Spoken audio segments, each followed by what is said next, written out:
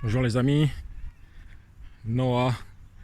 Donc dans cette vidéo, je vais partager avec vous un peu ce que j'ai mis en place moi pour améliorer mon anglais, pour parler plus couramment. Vous savez, euh, j'ai eu 5 sur 20 au bac en anglais, donc j'étais nul, hein, j'étais un ancien nul.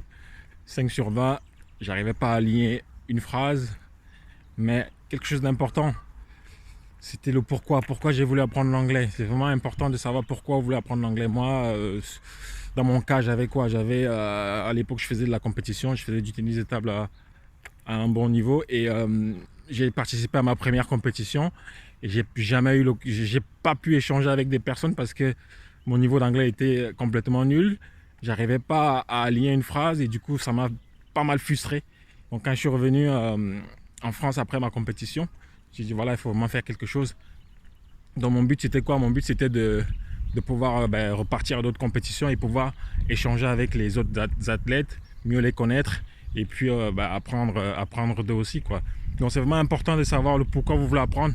Ça peut être par exemple ce poste que vous recherchez depuis plusieurs années et votre niveau d'anglais vous bloque. Ça va vraiment vous permettre de garder une motivation assez importante.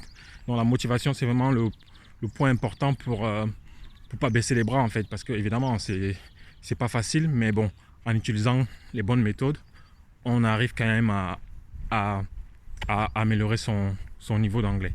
Donc ne vous découragez pas, soyez motivés, mettez des petites choses en place comme j'ai dit la dernière fois, et puis passez 5 à 10 minutes par jour à faire un exercice par exemple, à aller lire un article sur, ça peut être si vous êtes sur la finance, ça peut être un article sur la finance, si vous êtes sur le commerce, ça peut être un article business sur le commerce.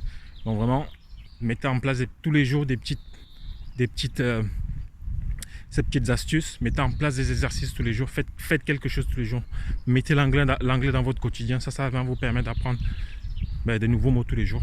Donc par exemple, votre téléphone, vous le mettez, comme j'ai dit la dernière fois encore, vous le mettez en anglais et ça permet de, quand vous ne comprenez pas un mot, aller chercher et puis au moins c'est un mot en plus dans son vocabulaire. Donc j'espère que cette petite vidéo vous a plu. So I speak to you soon. So guys, take care.